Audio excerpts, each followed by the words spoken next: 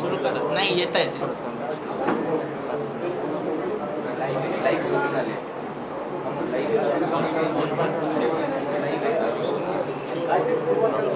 बोल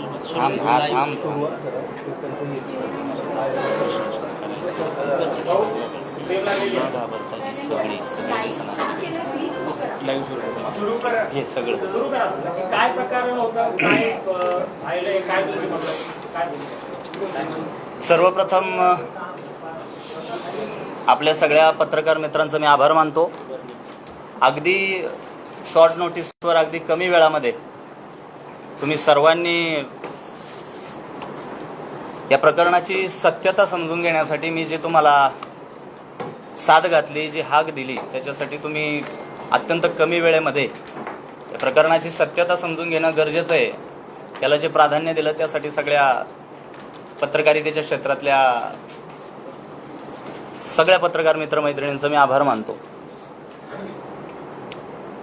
मी चैतन्य महाराज वाडेकर, गेल्या अनेक वर्षांपासून वारकरी संप्रदायाचा प्रतिनिधी, संत साहित्याचा अभ्यासक, या नात्यानं कीर्तनकार म्हणून संबंध महाराष्ट्राच्या राज्य पातळीवर किंबहुना राज्याच्या बाहेरही वारकरी वाङ्मयाचा आणि संत साहित्याचा प्रचार करतोय. प्रचंड प्रतिसादामध्ये एक युवा वर्गाचं प्रतिनिधित्व करण्याची जी संधी मला युवा वर्गानं दिली आणि जे प्रेम मायबाप जनतेकडून मला एक संत साहित्याचा अभ्यासक म्हणून मिळते, जो श्रोता मी मिळवलेला आहे, तर हा श्रोता पाहता आणि वारकरी संप्रदायाचं प्रतिनिधित्व पाहता माझी सुद्धा एक नैतिक जबाबदारी मला त्या ठिकाणी उरलेली बघायला मिळते.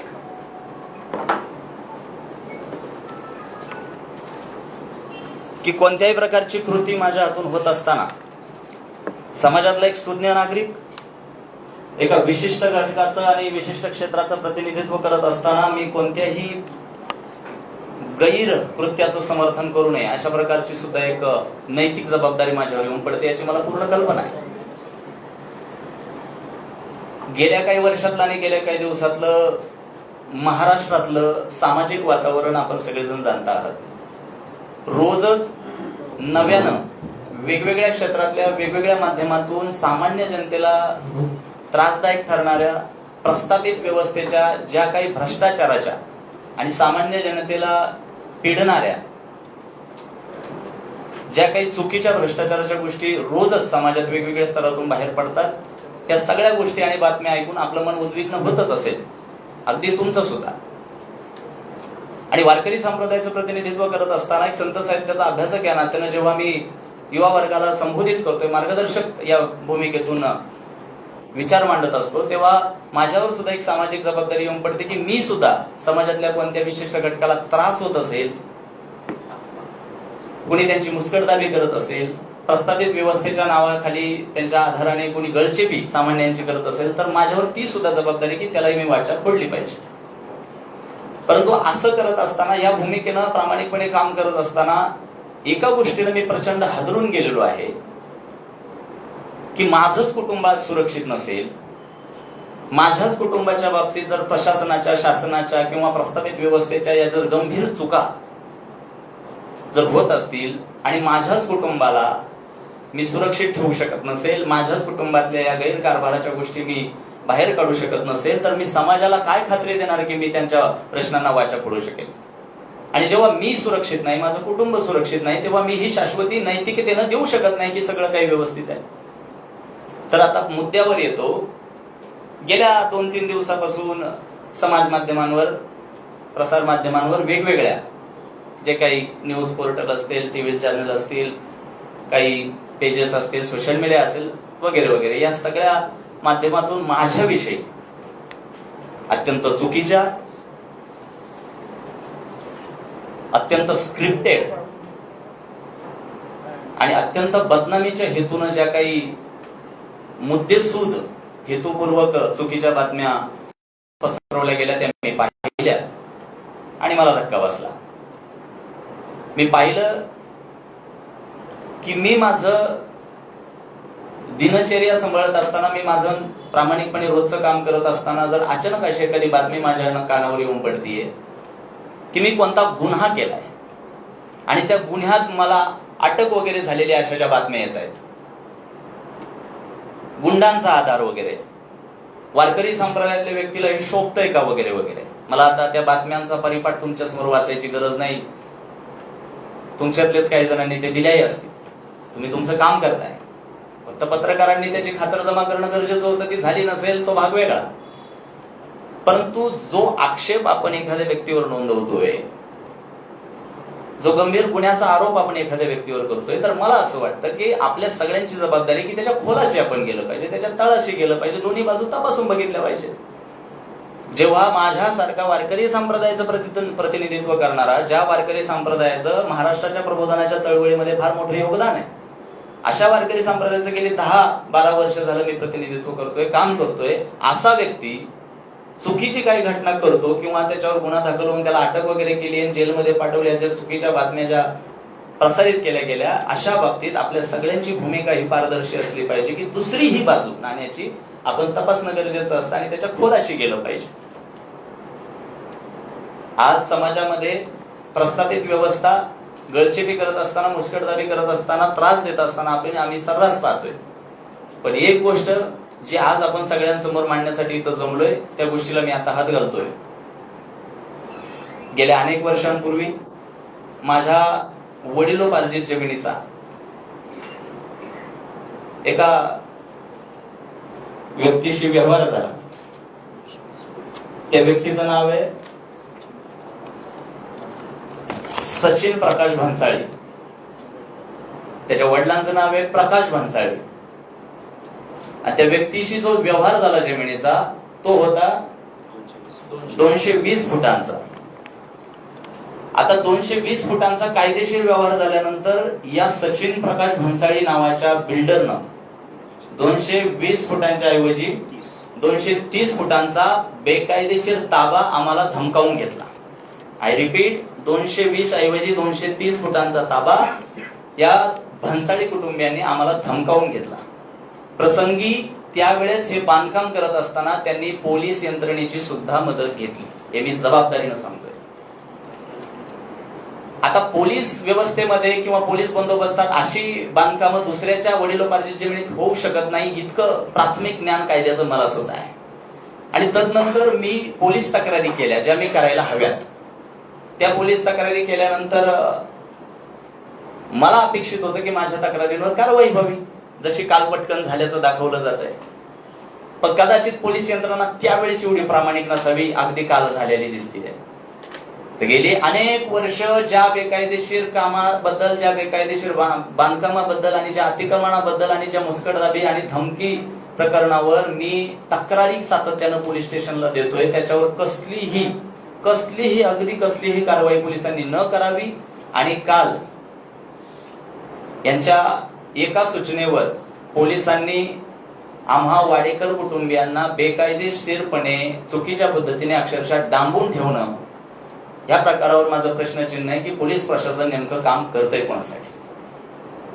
मी युवा कीर्तनकार चैतन्य महाराज वाडेकर जेव्हा आज राज्य पातळीवर संत साहित्याचा अभ्यासक म्हणून प्रवास करतो, मी समाजाला शाश्वती देणं समजतो की आज समाज सगळा शांतताप्रिय एका दिशेनं प्रवास करतोय आणि शांततेच्या दिशेनं समाज प्रवास करत असल्याची, शांतता प्रस्थापित करत असल्याच्या दृष्टीनं लोकांना ग्वाही देत असताना मला प्रश्न पडतो की जर माझ्याच घराला ही प्रस्थापित व्यवस्था एखाद्या बिल्डरला सहकार्य करून माझ्याच कुटुंबाला सुरुंग लावत असेल तर सामान्यांचं काय, हा प्रश्न आपल्या समोर आज उभा राहतो. गेल्या काही दिवसांपासून ज्या बातम्या सुरू आहेत त्या अत्यंत चुकीच्या आहेत. याच्यामध्ये एक गोष्ट आणखी फार महत्वाची मी तुमच्या समोर स्पष्ट करू इच्छितो, कृपया त्याच्याकडे तुम्ही सगळ्यांनी लक्ष द्यावं. पोलीस बंदोबस्तात या प्रकाश भन्साळी आणि सचिन भन्साळी कुटुंबियांनी बेकायदेशीरपणे माझ्या वडिलोपार्जित जमिनीचा ताबा घेतला, ही एक गोष्ट. आता ही गोष्ट झाल्यानंतर आम्ही प्रशासनाकडे दाद मागितली पाहिजे, ही दुसरी गोष्ट. प्रशासनाकडे दाद मागायला गेल्यानंतर माझा शेजारी बसलेला भाऊ जो अमोल वाडेकर, तो एका पायानं अपंग आहे. त्यांनी त्याचं संपूर्ण उच्च शिक्षण पूर्ण करून स्वतःच्या भविष्याकडे लक्ष न देता संबंधित घरी घडलेला सगळा बेकायदेशीर प्रकार आणि सगळी जी जमीन लुबाडण्याची घटना ही लोकांसमोर यावी याच्यासाठी अनेक वर्ष अपंग असून सुद्धा शासकीय कार्यालयांचे दरवाजे ठोठावले, तासनतास त्यांच्या दारात ठिय्या मांडला, प्रशासनाकडे तक्रार दिली. तदनंतर PMRDA PMRDA प्रशासनानं जो विकास परवानगी सँक्शन प्लॅन त्यांना दिला होता संबंधित बिल्डरला, त्याच्याविषयी आम्ही तक्रार केल्यानंतर तत्कालीन PMRDA प्रशासनानं आम्हाला सांगितलं की आम्ही विकास परवानगी देत असताना ही सरकारी मोजण्यांच्या आधारे देत असतो. मान्य केलं. त्याच्यानंतर आम्ही सरकारी मोजण्यांसाठी उत्तर मागितलं भूमी अभिलेख विभागाकडे, आणि भूमी अभिलेख विभागाकडे उत्तर मागितल्यानंतर भूमी अभिलेख विभागानं मेरिटवर ते प्रकरण चालवून संबंधित ज्या मोजण्या होत्या त्या चुकीच्या ठरवल्या आणि अगदी रद्द सुद्धा केल्या. मी जबाबदारीनं आणि पुराव्यासहित सांगतोय की त्या चुकीच्या ज्या मोजण्या आहेत त्या चुकीच्या ठरवल्या भूमी अभिलेखनं आणि रद्दही केल्या. रद्द झालेल्या मोजण्यांचा जो निकाल आहे तो PMRDA प्रशासनाकडे आला. PMRDA प्रशासनाकडे आल्यानंतर संबंधित बेकायदेशीर जे बांधकाम दमदाटी करून माझ्या स्वतःच्या मालकी हक्काच्या जागेमध्ये केलं होतं, वडिलोपार्जित माझ्या घराच्या समोर जे पत्रे दारात ठोकले होते, तुम्हाला सर्वांना कल्पना करून देतो की माझ्या घरात आज सूर्यप्रकाशही येत नाही अशा पद्धतीचं अनधिकृत बांधकाम माझ्या राहत्या घराच्या दारात या लोकांनी केलंय. आणि हे सगळं काम करत असताना या बिल्डरला, जो प्रकाश भन्साळी आणि सचिन भन्साळी आहे, या बिल्डरला पोलीस व्यवस्था, प्रशासकीय व्यवस्था आणि त्या संबंधानं महाराष्ट्र शासन सुद्धा कशासाठी नेमकं सहकार्य करतंय आणि ही व्यवस्था नेमकी काम कोणासाठी करते, हा माझा जटिल सवाल आहे. आज मी जितक्या आग्रहानं आणि जितक्या धाडसानं ही सगळी भाषा तुमच्या समोर बोलतोय, ही सगळी सत्याची भाषा बोलल्यानंतर माझ्याही जीवाला धोका निर्माण होतोय हे सुद्धा मी या ठिकाणी जाहीरपणे सांगतो. मला अनेक धमक्या आलेल्या आहेत. एक संत साहित्याचा अभ्यासक आणि कीर्तनकार असल्यामुळे मला ऐकणारा जो वर्ग आहे, तर याच्यामुळे आपण केलेली चुकीची कामं लवकर बाहेर येतील आणि म्हणून मला जीवे मारण्याच्या धमक्या येणं, कुटुंबाला मानसिक त्रास देणं आणि आता ही पत्रकार परिषद झाल्यानंतर सुद्धा अनेक प्रसंग माझ्या कुटुंबावर ओढवणार आहेत. याची जबाबदारी घेणार कोण? आणि मी माझा विषय आता पूर्ण करतो की भूमी अभिलेखची मोजण्यांची रद्द झालेली जी निकालाची प्रत आहे ती PMRDA प्रशासनाकडे आली आणि PMRDA प्रशासनानं संबंधित बेकायदेशीर जे बांधकाम माझ्या वडिलोपार्जित जागेत झालं ते निष्कासित करण्याच्या सूचना आणि ऑर्डर सुद्धा काढली. PMRDA प्रशासनानं चुकीचं आणि बेकायदेशीर झालेलं जे बांधकाम आहे ते निष्कासित करण्याची सूचना आणि ऑर्डर सुद्धा काढली आणि या गोष्टीला आज जवळपास 1.5 वर्ष पूर्ण होत आहे. आणि एक वर्ष होऊन सुद्धा PMRDA प्रशासनाच्या त्या निष्कासित करण्याच्या, अवैध बांधकाम पाडण्याच्या ऑर्डरवर अंमल का होत नाही, हा प्रश्न मला प्रशासकीय व्यवस्थेला विचारायचा आहे.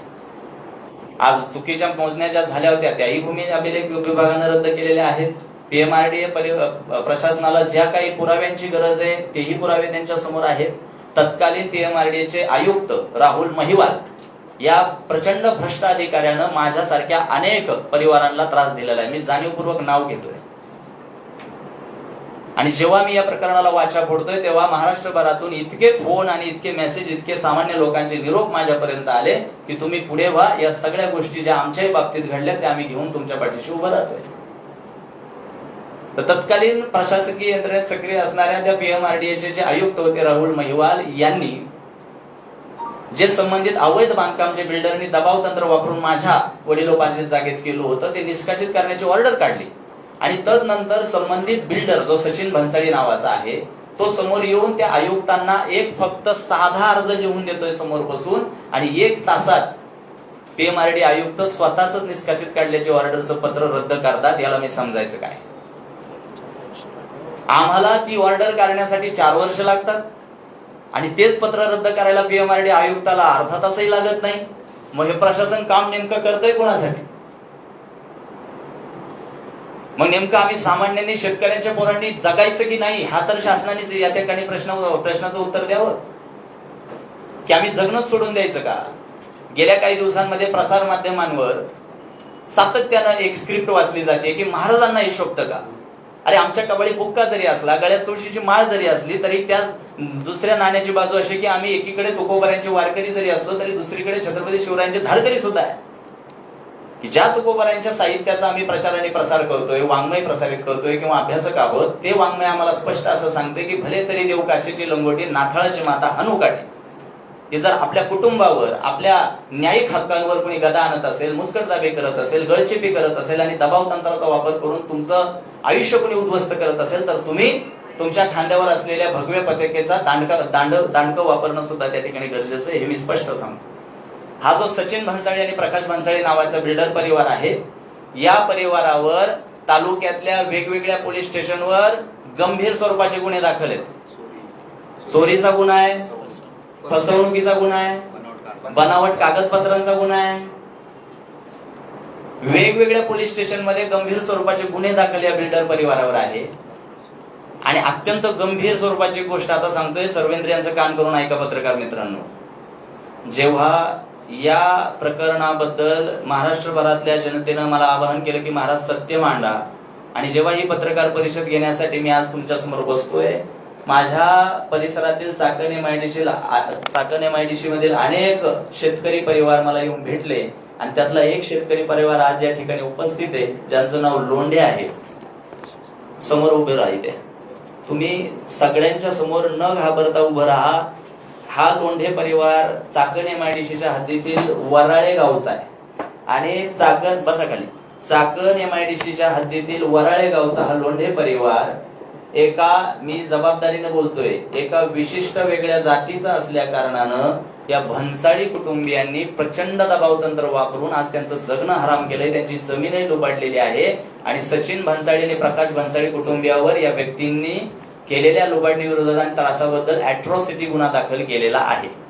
आता या भन्साळी कुटुंबियांवर अॅट्रॉसिटी गुन्हा दाखल असून सुद्धा कारवाई न होणं, आणि आम्ही आमच्या न्याय हक्कासाठी लढत असताना आम्हाला रात्रभर डांबून ठेवणं, मला प्रश्न पडतोय की प्रस्थापित व्यवस्था नेमकं काम करतीये कुणासाठी. पोलीस व्यवस्थेबद्दल माझा निश्चित टोकाचा राग नाहीये, पण पोलीस व्यवस्थेवर प्रश्नचिन्ह माझ्या दृष्टीनं असं उपस्थित होत आहे की कोणत्याही प्रकारचा गंभीर गुन्हा माझ्यावर दाखल नसताना मला रात्रभर तिथं डांबून ठेवण्यात आलं. मानवाधिकारांचं उल्लंघन करून मला रात्रभर जेवण सुद्धा दिलं नाही, मला पाणी सुद्धा दिलं नाही, शिवाय माझ्या वकिलांना सुद्धा माझ्यापर्यंत पोहोचू दिलं नाही. मलाही वकिलांशी बोलण्यासाठी मज्जाव करण्यात आला.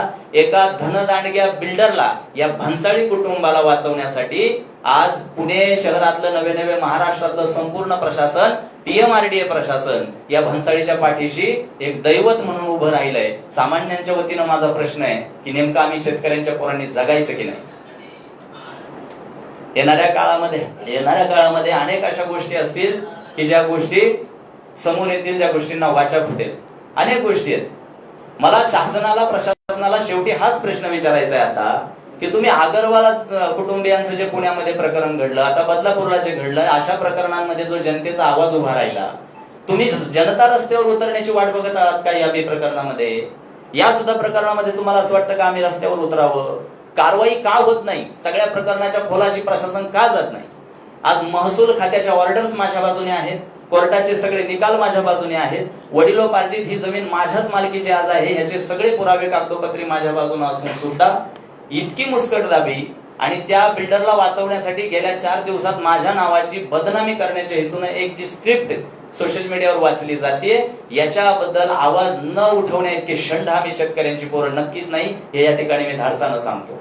माझ्या शेजारी बसलेला हा लोंढे परिवारातला व्यक्ती येणाऱ्या काही दिवसात स्वतःचं आयुष्य संपवण्याच्या तयारीत होता, पण आज ह्या भन्साळी परिवाराला जे प्रशासन पाठीशी घालते, धनदांडग्या ह्या बिल्डरला वाचवण्यासाठी PMRDA जसं देवदूत मधून काम करतंय, या PMRDAला आणि PMRDAचे सध्याचे कमिशनर असणाऱ्या योगेश म्हसेंना माझा आज पत्रकार परिषदेतून जाहीर सवाल आहे की चैतन्य महाराज वाडेकर तुमच्या समोर आरडून ओरडून जेव्हा सगळी कागदपत्र घेऊन पुरावा देतात आणि तुम्ही सुद्धा ते मान्य करताय की चैतन्य महाराजांची बाजू भक्कम आहे, त्यानंतर तुम्हाला कोण अडवतंय कारवाई करण्यापासून? कोणती शक्ती आहे अशी की जी तुम्हाला कारवाई करण्यापासून थांबवतीये? जे योगेश म्हसे आज PMRDA प्रशासनावर जो सभ्यतेचा टेंभा मिरवत येऊन बसलेले आहेत, त्यांना माझा जाहीर प्रश्न आहे की एक सुज्ञ नागरिक या नात्यानं, एका विशिष्ट वारकरी संप्रदायासारख्या क्षेत्रात काम करणारा एक प्रतिनिधी या नात्यानं माझा प्रश्न आहे तुम्हाला की माझ्या शेजारी बसलेला लोंढे परिवार, माझ्या शेजारी बसलेला अपंग वाडेकर परिवारातला सदस्य, आणि न जाणे महाराष्ट्रभरातल्या किती लोकांना या बिल्डरनं, ज्याच्यावर फौजदारी गुन्हे दाखल आहेत, त्रास दिलेले असे कितीतरी कुटुंब आहेत, या व्यक्तीच्या माध्यमातून अॅट्रॉसिटी दाखल होऊन सुद्धा त्याच्यावर कारवाई का नाही? आणि म्हणून पत्रकार मित्रांनो, तुमच्या सगळ्यांचा वेळ न घेता मी तुम्हाला शेवटीचं माझं जे क्लोजिंग स्टेटमेंट आहे ते असं देतो की मी जी उद्विग्न प्रतिक्रिया या ठिकाणी देतोय, मी आज प्रत्यक्ष तुमच्या समोर बसून अत्यंत गदगद अंतःकरणानं आणि भावना विवश होऊन माझी मनातली उद्विग्नता तुमच्या समोर मांडतोय की प्रशासन आज सामान्यांसाठी काम करत नाहीये. हे मी माझ्या अनुभवानं, मी माझ्या खात्रीनं आणि लोकांच्या माझ्यापर्यंत आलेल्या कालपासून प्रतिक्रिया ऐकून हे खात्रीशीर सांगू शकतो की प्रशासन ही न्याय व्यवस्था, प्रशासकीय व्यवस्था हे शासन सामान्यांसाठी नाहीये. फक्त बिल्डरांच्या पाठीशी देवदूत म्हणून उभं राहायचं आणि ज्यांच्यावर फौजदारी चोरीचे अॅट्रॉसिटी सारखे गुन्हे दाखल आहेत अशा त्या भन्साळी परिवाराला वाचवण्यासाठी, ज्याच्यावर वेगवेगळ्या पोलीस स्टेशनमध्ये गंभीर स्वरूपाचे गुन्हे दाखल आहेत, त्याला वाचवण्यासाठी पीएमआरडीए प्रशासन जे काम करतंय, ह्या प्रशासनाला माझा जाहीर सवाल आहे की तुम्ही याच्यावर लक्ष घालणार आहात की नाही, याच्यातली सत्यता तपासणार आहात की नाही, की आमच्या घराला, आमच्या पूर्ण वाडेकर कुटुंबाला जो जीवाचा धोका आजपासून निर्माण झाला याची जबाबदारी तुम्ही घेणार आहात की नाही. त्या भन्साळी कुटुंबाने आज पोलीस व्यवस्थेला हाताशी धरून जे काम केलंय त्याच्यामध्ये ज्या कंपन्या इन्व्हॉल्व आहेत, केशच इन्फ्रा ज्यांचं आधी नाव होतं आणि आता coral logistic India private limited असं त्यांचं नाव आहे, आणि त्याच्यानंतर मॅपल ट्री, त्यांनी मॅपल ट्री या सिंगापूर बेस्ड कंपनीशी आता व्यवहार केलेला आहे. सध्या त्यांचे तिथं वेअर हाऊस आहे. आता हे मॅपल ट्री सिंगापूर बेस्ड कंपनीचे सध्या तिथे वेअर हाऊस आहेत, ओनली गोडाऊन, ज्याच्या मार्फत त्यांनी प्रचंड त्याच्यात आर्थिक उत्पन्न त्याच्यात घेतलेलं आहे. आता हा भन्साळी परिवार प्रशासनाला असं भासवतोय की या संबंधित लॉजिस्टिक पार्कचा महाराष्ट्र शासनाची एमओयू झालेला आहे. बघा, आता गेल्या काही वर्षापासून आम्ही प्रशासनाला विचारतोय की महाराष्ट्र शासनाचा याच्यामध्ये जर काही रिलेव्हन्स असेल तर कृपया त्याचा एखादा तरी पुरावा, एखादा तरी कागद. पण जर पीएमआरडीए प्रशासन हाताची घडी घालून भन्साळी सारख्या बिल्डरांसाठी जर काम करत असेल आणि भन्साळी सारख्या कुटुंबियांना जर जावई पोशाख जर पीएमआरडीए प्रशासन देत असेल, तर माझा प्रश्न असा आहे की वारकरी संप्रदायाचं काम प्रामाणिकपणे आज समाजात करतोय आणि तरुणांसाठी आवाज उठवतोय, तर याची मी शिक्षा समजायची का? आणि उद्यापासून माझ्या कुटुंबाला जो जीवाचा धोका निर्माण झालाय याची जबाबदारी घेणार कोण? आणि म्हणून तुम्हाला सगळ्या पत्रकार मित्रांच्या समक्ष आज जाहीरपणे या गोष्टीला वाचा फोडत असताना अत्यंत उद्विग्नपणे मी सांगतो, जी काही बातमी गेल्या काही दिवसांपासून पसरतीये त्या बातमीचा एक चुकीचा नरेटिव्ह सेट करण्यासाठी वापर केला जातो. आणि आणखी एक गोष्ट, पीएमआरडीएनी हे बांधकाम अनधिकृत कायदेशीर ठरवून सुद्धा, आय रिपीट, पीएमआरडीए प्रशासनाने कायदेशीर सगळी प्रक्रिया पूर्ण करून हे संबंधित कंपनीचं बांधकाम बेकायदेशीर ठरवून सुद्धा गेले वर्षभर अवैध प्रकारे बेकायदेशीरपणे तिथे ती कंपनी कार्यरत आहे. मग पीएमआरडीए काही डोळे झाकून दूध पिताय का? बरं, त्यांनी डोळे झाकून दूध पिलं म्हणजे आम्हाला काही कळत नाहीये का? बरं, वर्ष झालंय अवैध बांधकाम आहे आणि अशा अवैध बांधकामाला वाचवण्यासाठी सुद्धा पोलीस प्रशासन काल येऊन आमच्या जमिनीचा ताबा आमच्यावर दमदाटी करून त्यांना देतंय. माझा प्रश्न आहे पोलीस प्रशासनाला, तुम्ही काम नेमकं करताय कुणासाठी? आणि म्हणून येणाऱ्या काळामध्ये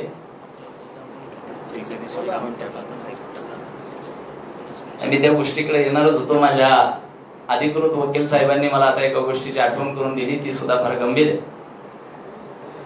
मला पोलिसांनी चौकशीच्या निमित्तानं पोलीस स्टेशनला या असं सांगितलं. पोलीस स्टेशनला पोहोचल्यानंतर त्यांनी माझी औपचारिकता जी दाखवली ती चौकशीची दाखवली. परंतु गेल्या काही दिवसांमध्ये ज्या बातम्या पसरत आहेत त्या बातम्यांच्या संबंधानं मी आता एक जाहीरपणे प्रश्न पोलीस प्रशासनाला आणि समाजाला सुद्धा करतो की मला पोलिसांनी अटक केली वगैरे असं जर काही पोलिसांचं म्हणणं असेल तर मला किमान त्या एफआयआर ची एखादी कॉपी तरी दाखवावी. जर माझ्यावर गंभीर गुन्हा दाखल असेल तर माझ्यावर एखादा एफआयआर जो दाखल झालाय तो गंभीर गुन्हा जो तुम्ही दर्शवताय त्याची एखादी कॉपी तरी तुम्ही जाहीर करा. आणि दुसरी गोष्ट, मला त्या ठिकाणी ताब्यात जर घेतलं असेल, आय रिपीट, मला जर त्या ठिकाणी ताब्यात घेतलं असेल तर सक्षम न्यायालयापुढे 24 तासाच्या आत तरी त्यांनी काय केलं पाहिजे? सादर केलं पाहिजे. मग ते सुद्धा त्यांनी काय केलं नाही, हा सुद्धा प्रश्नचिन्ह या ठिकाणी निर्माण होतो. इन द सेन्स मी एका वाक्यात तुम्हाला सांगतो की पूर्ण पोलीस व्यवस्था, पीएमआरडीए प्रशासन आणि सगळी प्रस्तावित व्यवस्था धनदांडग्या बिल्डरांसाठी काम करत असताना चैतन्य महाराजांसारख्या वारकऱ्यांनी आवाज उठवल्यानंतर निगेटिव्ह बातम्या येणार नाहीत हे तर शक्यच होणार नाही. सगळं प्रशासन आणि पोलीस तिथे येऊन दमदाटी करून आमच्या भावांना डांबून ठेवून तिथं जर दमदाटी करून पोलीसच माझ्या हक्काच्या मालकीच्या वडिलोपार्जित जमिनीचा ताबा त्यांना देत असतील तर बातम्यांचा शौक मला माझ्यामध्ये काही राहिलेला नाही. येणाऱ्या काळामध्ये शेवटी प्रशासनाला मी एकच विनंती करेल, सामान्यांचं जगणं हराम करण्यासाठी तुम्हाला ती खुर्ची मिळालेली नाही. पीएमआरडीए प्रशासनाला आणि पीएमआरडीए आयुक्तांना आता मी जाहीर या ठिकाणी एक गोष्ट सांगू इच्छितो की प्रत्येक पीएमआरडीएच्या आयुक्त पदाच्या खुर्चीवर येऊन बसणाऱ्या माणसाला असं का वाटतं की ही खुर्ची आपल्याला पैसा कमावण्यासाठीच मिळालेली आहे? का तुम्हाला असं वाटतं की सामान्यांचं जगणं मुश्किल करण्यासाठीच आपला जन्म झालाय? सुसंस्कृतपणाचा आणि सभ्यपणाचा आव आणणारे अधिकारी जेव्हा इथे येऊन बसतात आणि जेव्हा त्यांचं हे असं काम मी पाहतो तेव्हा समाजातला एक सुज्ञ नागरिक म्हणून मला प्रश्न पडतो की आज सामान्यांचा वाली कोणी राहिलाय की नाही. आणि म्हणून येणाऱ्या काळामध्ये वाडेकर कुटुंबियांच्या बाबतीत हा भन्साळी परिवार जो अतिशय आक्रमक झालाय आणि पूर्ण कुटुंब उद्ध्वस्त करण्याच्या आणि शिवे मारण्याच्या उद्देशानं तो काम करतोय आणि ज्या संबंधानं आणि ज्या प्रकारे पूर्ण प्रस्तावित व्यवस्था पीएमआरडीए प्रशासन आणि पोलीस व्यवस्था त्याला सहकार्य करतेय ते सगळं पाहता मला महाराष्ट्राच्या जनतेला आवाहन करावंसं वाटतंय की येणाऱ्या काळामध्ये जर माझ्या कुटुंबाच्या जीविताचा प्रश्न निर्माण झाला, जीवाला धोका निर्माण झाला, याची जबाबदारी घेणार कोण?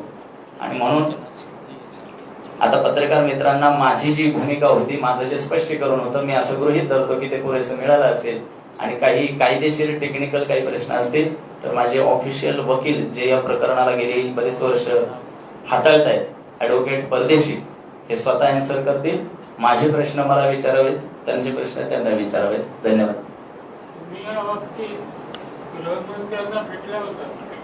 या बाबतीत गृहमंत्र्यांना भेटण्याचा मी पुरेपूर प्रयत्न केला पण गृहमंत्री मला उपलब्ध झाले नाही.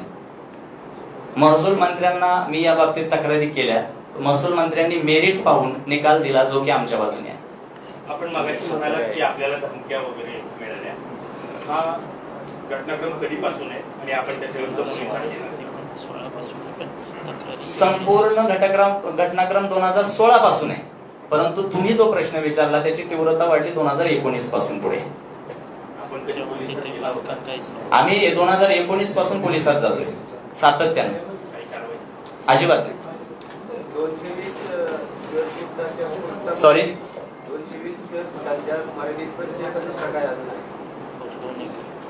याच्याही पेक्षा मोठा एक प्रश्न आहे. जिथे हे लॉजिस्टिक पार्क उभं आहे तिथे 2 एकर माझी वडिलोपार्जित जमीन आहे, ज्या जमिनीचा आज कागदोपत्री मालक मी आहे. त्याची सगळी ओरिजिनल खरेदी करता आणि सगळी आवश्यक कागदपत्र आज माझ्याजवळ इथे. शासनाचा आदेश सुद्धा आहे की ते 2 एकर माझी आहे. तरी सुद्धा ते अवैध बांधकाम पीएमआरडी काढत नाही कारण पीएमआरडीचे जावई भन्साळी आहेत. नेमके 3-4 दिवसापूर्वी जे व्हिडिओ आले, मी खेड तालुक्यातला आहे म्हणून हे विचारलं. येस, जे व्हिडिओ आले त्याचा अर्थ काय समजायचा आपणाकडे? म्हणजे आम्ही ते व्हिडिओ पाहिले पत्रकारांनी, त्याच्यावरून हा प्रश्न विचारले. ते व्हिडिओचा अर्थ नेमका आम्ही काय सांगतो? त्या व्हिडिओचं एका वाक्यात उत्तर द्यायचं तर तुम्ही मगाशी जसं विचारलं अजून कारवाई काय नाही झाली, हा इतक्या वर्षांचा शेतकऱ्यांच्या पोरांचा उद्वेग समजा. आणि राहिला विषय व्हिडिओचा, तुम्ही सगळ्यांनी नीट तपासून बघा कोणत्याही व्हिडिओत चैतन्य महाराज नाहीयेत. उद्विग्नता विशेषतः याच्यामध्ये बिल्डर सहजासहजी अशा गोष्टी एकटा करू शकतो. काहीतरी राजकीय वगैरे त्याला असलं, बिल्डरनी एकटं केलं असं मी सांगितलंच नाही. नावाचा पाडा घेतलाय मी. तुम्हाला असं नाही, आपण अधिकाऱ्यांचं नाव घेतलं. राजकीय त्यांना विचार. खेड तालुक्यात राजकीय प्रश्नात विस्थापित राजकीय गोष्टी जर बघितल्या तर ते अनेक नावं पुढे घेता येतात. वेळ आल्यावर सांगेल. तुम्ही असं काही सांगू शकता? सध्या तरी नाही. माझ्या जीवाला धोका आहे साहेब. वेळ कधी येणार? 2016 पासून लढताय, 24 वेळ आल्यावर सांगत नाही, अजून किती वेळ जाऊ दे? नाही पण हा प्रश्न थेट या प्रकरणाशी संबंधित नाहीये ना. राजकीयवर असं आहे का त्यांना? आहे एवढं खरं. कोणाचा राजकीयावर असतं, कोणाचा आहे? इतके दिवस होऊ शकत. याशिवाय प्रशासन आणि राजकीयावर असतं नक्की कोणाचं आहे त्यांना? सत्ताधाऱ्यांचं, बस एवढंच. नाही, सत्ताधारी म्हणजे कोण? नाही आता नाही संपूर्ण सांगू. मंत्रिमंडळ येऊन बसतंय. मला काही मर्यादा आहे. तुम्ही प्रश्न आता सांगताना बऱ्याचदा उल्लेख केला त्याचा की भन्साळींना कोणतं पाठिंबा करते किंवा प्रशासन पाठिंबा. प्रशासन याच्यात आता राजकीय जर असेल तर प्रशासन राजकीय शिवाय करणार नाही. याला कोण आहे जबाबदार?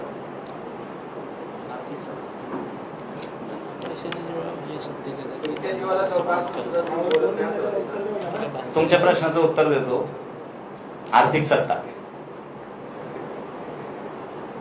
राजकीय व्यक्तीचं नाव सांगा. नाव नाही, स्पेसिफिक नाव मला माहित नाही. प्रकरण वळवण्याचा प्रयत्न. कसं आहे सर, हे प्रकरण वळवण्याचा प्रयत्न जो चालू आहे त्याच्यामध्ये मला स्पेसिफिक कोणाचं नाव घ्यायचं नाही.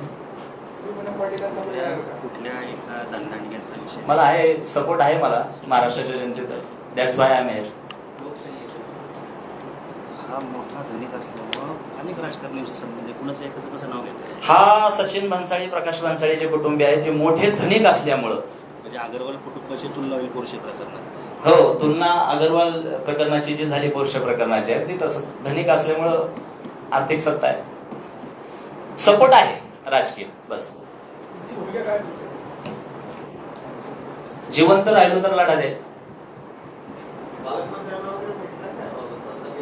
पालकमंत्र्यांना व्यक्तिशः भेटलोय. पालकमंत्र्यांना व्यक्तिशः हे प्रकरण पाठ आहे. पालकमंत्र्यांनी तत्कालीन आयुक्त राहुल महिवाल यांना समोर बसवून, आम्हाला समोर बसवून याची चाचपणी केली होती. पालकमंत्र्यांना या प्रकरणाची सत्यता ही माहिती आहे. पालकमंत्र्यांनी याची सत्यता कन्सिडर सुद्धा केली होती. ऍज एक्सपेक्टेड नाही. प्रशासन, सूचना आहेत प्रशासनाला. प्रशासनाला सूचना आहेत शासनाच्या. प्रशासन ऍक्ट करत नाहीये कारण सचिन भन्साळीचे पैसे. शासनाच्याही सूचना आहेत प्रशासनाला, न्यायालयाच्या सूचना आहेत प्रशासनाला. अगदी मेरिट.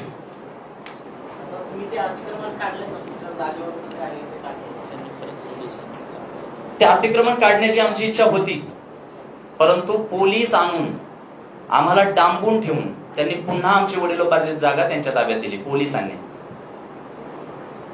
आणि पोलिसांनी बेकायदेशीरपणे आमच्या कुटुंबाला आम्हाला डांबून ठेवलं होतं, अगदी मलाही. आणि जोपर्यंत तो ताबा, ती जमीन त्यांच्या हवाली पोलिस देत नाही तोपर्यंत पोलिसांनी मला डांबून ठेवलंय बिना अन्न पाण्याचं. केला असता तर त्यांनी मला एफआयआर कॉपी द्यावी. मी 2 दिवस झालं मागतोय, देत नाहीये. जामीनपात्र गुन्ह्यामध्ये हा, टेक्निकल थोडं वकील साहेब बोल. आता आपण जी शंका विचारली की पोलिसांनी गुन्हा पण दाखल केलाय, जर आता आपण आपल्याला ही कल्पना आहे की पोलिसांनी गुन्हा दाखल केलाय तर तो गुन्हा जामीनपात्र स्वरूपाचा आहे, अदखलपात्र स्वरूपाचा, जामीनपात्र स्वरूपाचा गुन्हा आहे याची सुद्धा आपल्याला कल्पना असली पाहिजे. आणि सर्वोच्च न्यायालयाने Arnesh Kumar versus state of Bihar या प्रकरणामध्ये 7 वर्षापर्यंत शिक्षा असलेल्या अजामीनपात्र गुन्ह्यात सुद्धा अटक करू नये डायरेक्ट असे निर्देश दिलेले.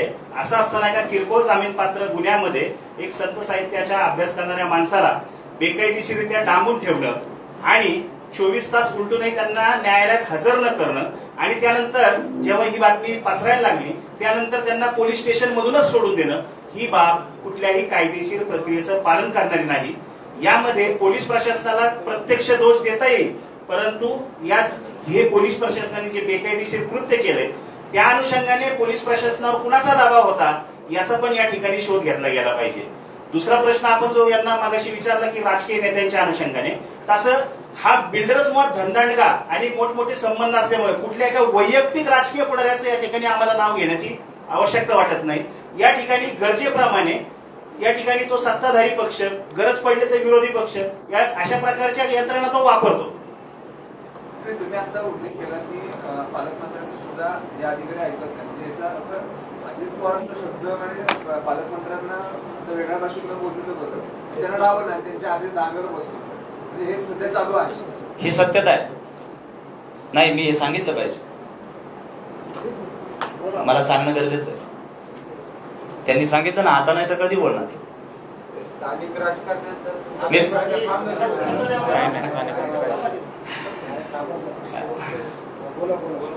तुम्ही माझ्यासोबत आहात ना. नाही, मी हे जाहीरपणे आणि जबाबदारीने सांगतोय.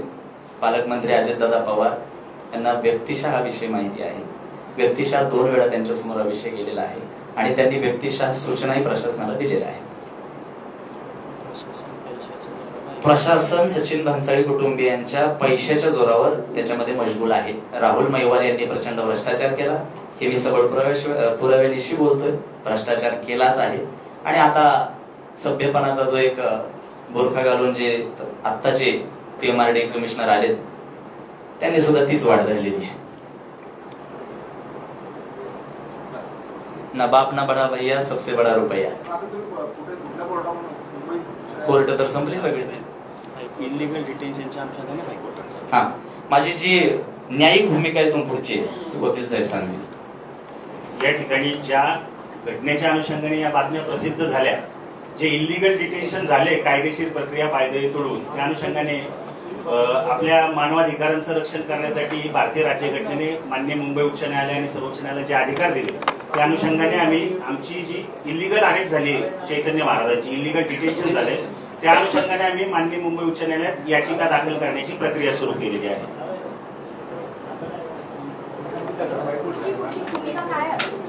सॉरी, पुढची भूमिका मी तुम्हाला अशी सांगेल सर्व पत्रकार मित्रांना आणि महाराष्ट्रातील जनतेला.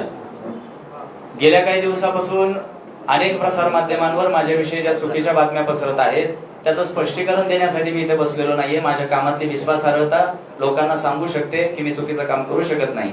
मी प्रसिद्धीच्या मागे लागलेला युवक नाहीये. माझं काम अत्यंत रचनात्मक दृष्ट्या अनेक शिक्षण संस्थांच्या बाबतीत भविष्यामध्ये सुरू आहे. हे काम करत असताना माझ्या कौटुंबिक सुद्धा जबाबदाऱ्या काही आहेत आणि या कौटुंबिक जबाबदाऱ्या पाहत असताना माझ्या कुटुंबाला डांबून ठेवून पोलीस व्यवस्थेचा आणि पीएमआरडीए वैशिष्ट्यानं पीएमआरडीएचा त्या ठिकाणी सहकार्य घेऊन मदत घेऊन जर माझ्या वडिलोपार्जित सध्या माझ्या मालकीची असणारी आणि प्रशासनानं अवैध ठरवलेल्या बांधकामाची जर रखवाली हे प्रशासन करत असेल आणि सगळे न्यायालयाचे निकाल, सगळे प्रशासनाचे निकाल, सगळे निकाल माझ्या बाजूने महसूल खात्याचे सुद्धा असून सुद्धा आज सुद्धा तिथे माझ्या 2 एकरपेक्षा जास्त जागेवर वर्षभरापासून अवैध ठरलेल्या बांधकामाचं जे काम सुरू आहे, मला असं वाटतं की येणाऱ्या काळात मी याच्याबद्दल आवाज उठवत राहणार. माझी पुढची भूमिका अशी आहे की मी डिटेन्शन कोर्टात सुद्धा डिटेन्शन चॅलेंज करणार हायकोर्टात की जो अन्याय गेल्या काही दिवसात माझ्यावर चालू आहे. महाराष्ट्रातील जनतेला आपल्या माध्यमातून मी जाहीरपणे सांगतो, पीएमआरडीए प्रशासन, पोलीस प्रशासन आणि संबंधित भन्साळी, सचिन भन्साळी आणि प्रकाश भन्साळी यांच्यावर गंभीर स्वरूपाचे अॅट्रॉसिटी सहित गुन्हे दाखल आहेत. या सगळ्यांकडून माझ्या जीवाला धोका आहे. येणाऱ्या काळामध्ये मी अधिक तीव्रतेनं माझ्यासोबत ज्या ज्या परिवारांवर अशा पद्धतीचा अन्याय या परिवारानं केलाय तो जाहीर करण्यासाठी मी आवाज उठवणार आहे. आणि प्रसार माध्यमांनी जाणून घ्यायला प्रसार माध्यमांनी ती बातमी देत असताना किमान माझी भूमिका जाणून घ्यायला हवी होती, पण मी तुमच्यावर नाराजी व्यक्त करणार नाही.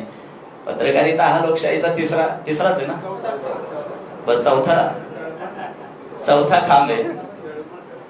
आणि आता हळूच आवाज येतोय की तो खांब डळमळलाय.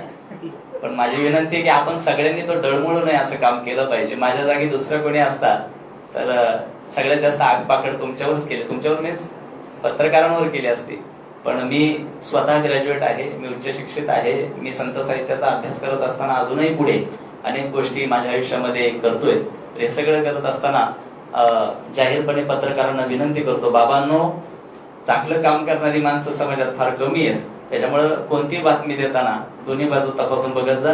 तुमच्या बातम्यांमुळे एखादा फाशी घेऊ शकतो रे बाबा.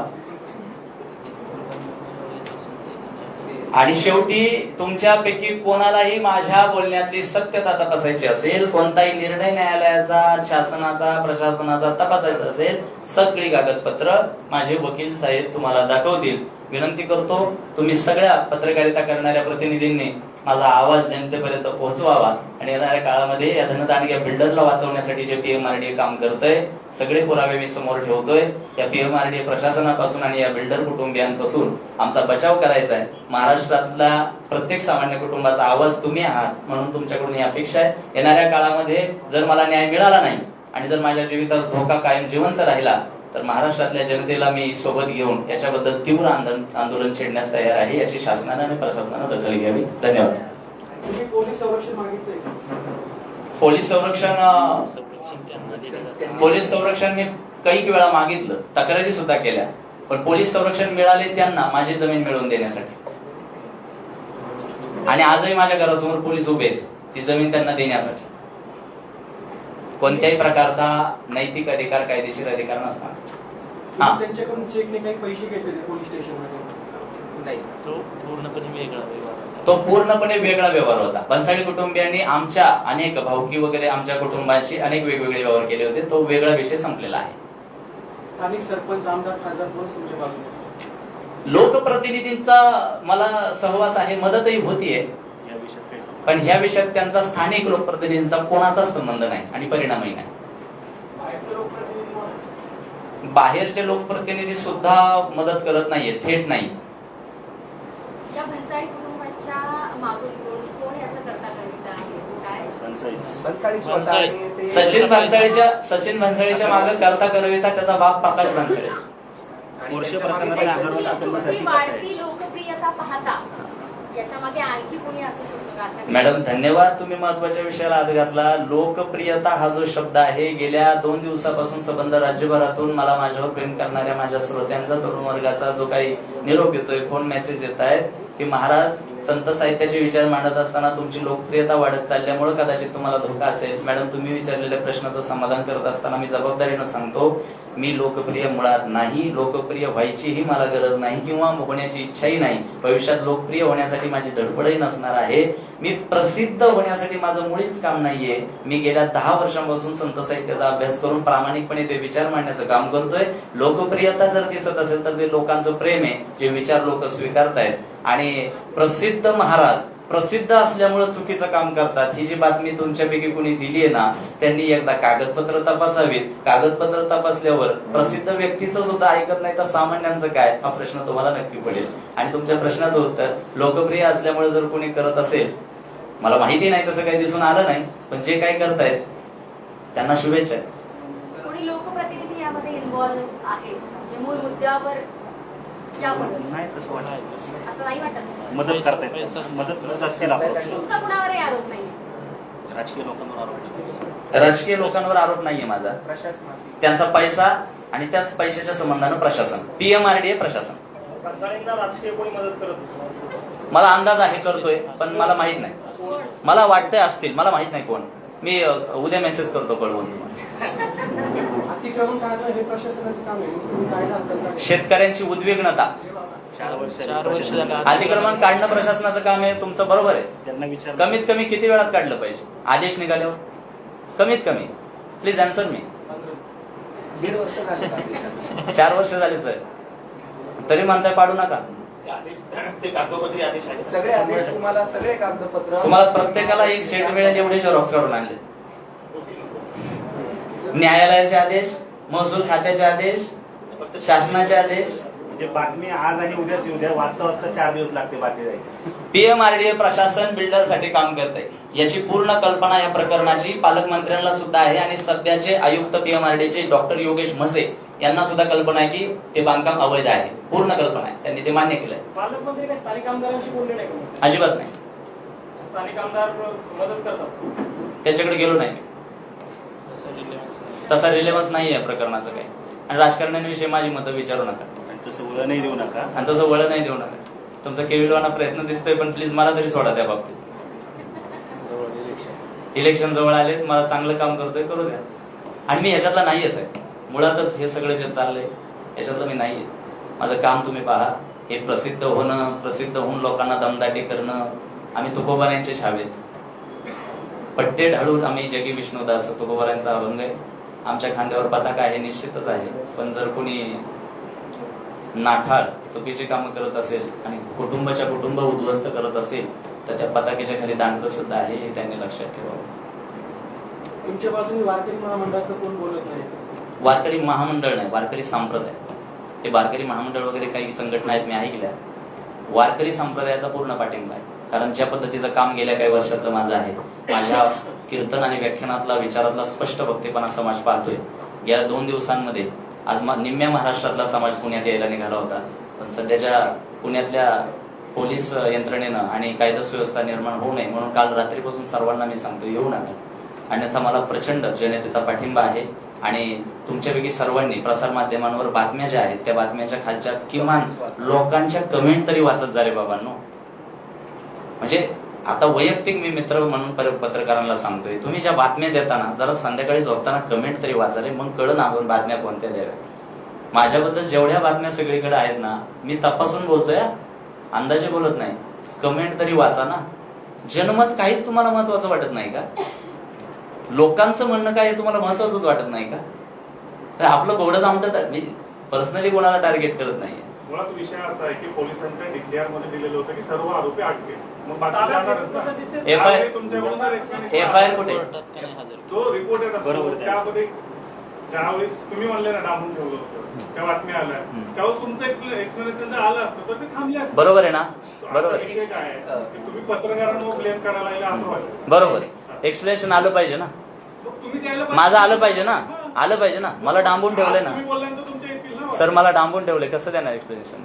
ते सांगतो. आणि जर त्यांनी अटक केली, एक मिनिट, जर त्यांनी अटक केली मला कोर्टात न्या ना, सक्षम कोर्टापुढे तरी नेलं पाहिजे ना त्यांनी मला. इलिगल जे काम झालं ते तुम्ही जेव्हा आज मांडता. ओके, हा, म्हणजे पत्रकारावर एलिगन्स नको. हा, हा, ओके. काय करणार? आय अप्रिशिएट दॅट की तुम्ही तुमची बाजू सांभाळताय, पण तरी देखील मी पुन्हा बोलतो, बातमी देत असताना दुसऱ्या बाजू तपासल्या पाहिजे. नाही, पण त्याचं म्हणणं असं DCR मध्ये ते अटक केल्याचं हा, म्हणजे पोलिसांकडनं अहो, तो report आम्हाला पोलिसांकडनं पोलिसांमध्ये आहे. येतो ना. एक मिनिट, त्यांना उत्तर देऊ द्या. पोलिसांकडनं कायदेशीर उत्तर अशी वाटेल. अशी जेव्हा तुम्ही बातमी देत होतोय तेव्हा आपण त्यांची बाजू जाणून घेण्याचा काय प्रयत्न केला आणि त्यांची बाजू त्या बातमीत का दिली नाही याचाही आपण स्वतःला विचारलं पाहिजे.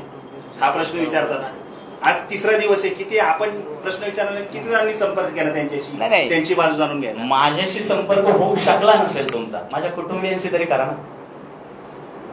तुम्ही जेवढ्या जबाबदारीनं मला पोलीस प्रशासनाकडनं जेव्हा काही अधिकृत माहिती आमच्यापर्यंत पत्रकार म्हणून पोहोचते तेव्हा आम्हाला पुन्हा वेगळी क्रॉस चेक करणं हे नसतं, कारण पोलीस प्रशासनावर अच्छा, म्हणजे तुम्ही म्हणताय दुसरी बाजू तपासण्याची गरज नाही, नाही. नाही, तपासण्याची गरज आहेच.